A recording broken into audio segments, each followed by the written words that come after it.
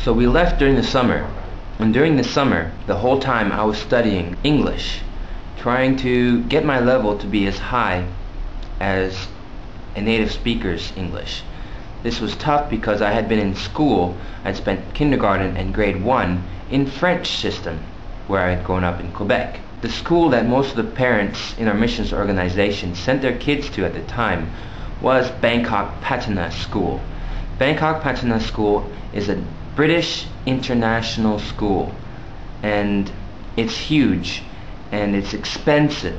It's probably a lot more expensive today than it was back then, but it was still very expensive, and I don't know how our mission organization was able to pay for it. But suffice it to say, there really weren't very many options back then. Today, tons of international schools have sprouted up everywhere in Bangkok. At the time, there weren't really quite as many as today, probably just a fraction. So the choices were limited. Oh, I should also say that I grew up the eldest of 3 boys. We would later go on to have 2 more sisters a lot later, but at this time there's 3 boys and I'm the eldest. I'm going to show you a picture. So we were going to this school, Bangkok Patana School, and all the kids mostly come from rich business families, and they're all really snobbish and arrogant, if you will. Most of them come from Britain, the UK. They talk with this accent that was much different from what I talked with. They acted much differently than I was used to also. Needless to say, you've seen my pictures. You've seen those glasses.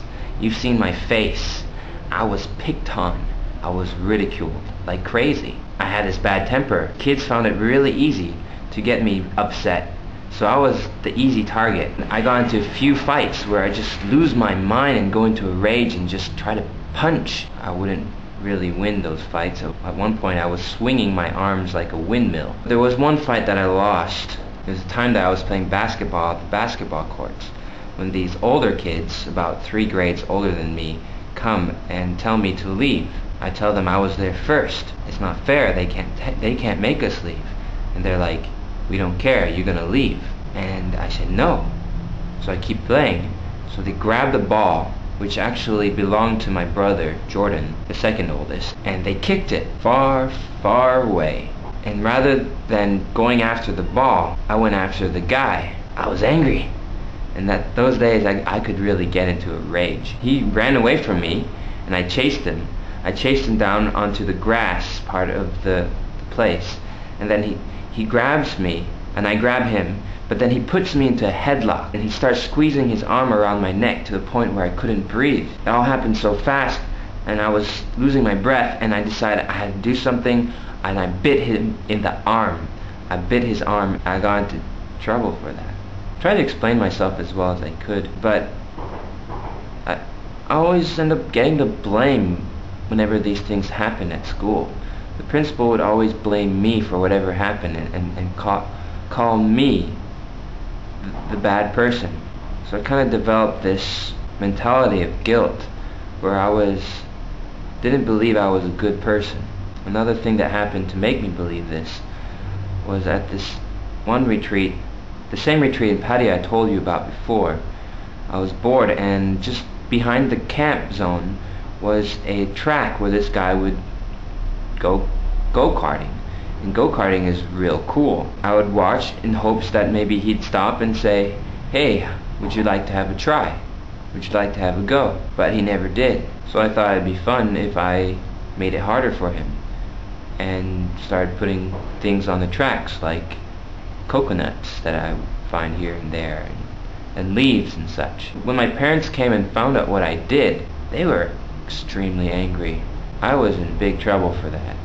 They told me I could have caused somebody's death. They told me I could have killed him. I can just imagine the newspapers. 7-year-old boy causes go-kart accident and death. I couldn't catch a break. The teacher I had at Bangkok Patana School, his name is Mr. Eastham, he once got really mad at me because I wrote a story with fanciful handwriting. I made it look like, well, he said it looked like spider webs when he criticized it. And I thought it looked beautiful and pretty. But no, my teacher had to say it looks like spider crap. can I catch a break, please? No. Furthermore, at an assembly which involved all grades from 1 to 6, the principal starts talking about transportation. That's the topic. And he asks us, do you know any modes of transportation? Oh man, kids love to talk about stuff like buses and airplanes and whatever. People are saying things here and there, and I'm thinking, I really want to add something. And then I have this idea. Yes, I know. They use snowmobiles. Now, my English isn't so great at this point. For me, what I know snowmobiles, what I called them were snow skidoos. Those are a little bit different than what snowmobiles are, I think. But to me, those were the same thing as a kid. And when I put up my hand to mention this as a mode of transportation, I was really excited. Like, I could add something to this. I could actually add something to this conversation. Maybe people would be like, cool, nice of you to do that. And so when I get a chance to answer, and I say snow skidoos, at first the principal says, no, they don't use that for transportation. Those are for fun. Actually, there are parts of Canada where they use snowmobiles for transportation. But he just shot down my answer like I was stupid and embarrassed me in front of everyone. And, you know, this whole nature versus nurture debate, I'm really leaning on the nurture side. Because in Canada I was this relatively confident, successful, had friends, and everything changed as soon as we hit Thailand. I even peed in my class because I was so afraid to tell my teacher that I wanted to use the toilet, because he would always complain and he would say, don't ask me to use the toilet, wait until lunchtime. He thought he would discipline us into being machines that didn't need to pee until lunchtime. Potty train us, if you will. Yeah, well, I couldn't hold it in that long. I really hate that.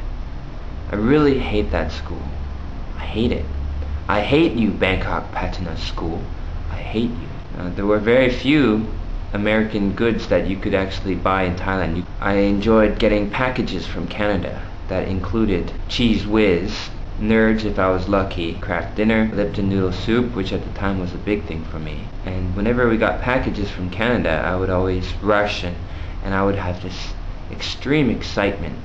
Those first 2 years were hard. Hard on me. They were hard on my mother. I know that for a fact. She did not like being here. I think at times she wished she would be back in Canada. I think at a point she might have even wished that she had not been with my father because she hated Thailand so much. But my two brothers seemed to adapt quite well. I did not. Looking back, I do wish I had been able to just brush things off a lot more easily. Brush it off and not take things so seriously. I was so serious, and I was really in desperate need of confidence boosters, of feeling like I'm important in this world, I'm important to somebody. Because when you have that second brother, it's kind of like you become less important and you have to really prove yourself. That doesn't have anything to do with being a TCK. Oh, and about the Thai kids, they would often look at you, those with white skin, they would look at me in a very curious manner, with big smiles. They would point, they would say things in Thai I didn't understand. Usually they would say something like Farang, Farang, or Baksida, Baksida, which was kind of like a racist way of saying foreigner. That really pissed me off. I hated walking through the areas where there would be kids standing around, because they would always point and laugh and call me names. Well, that's my story, my first 2 years of hell in Thailand. We have no choice.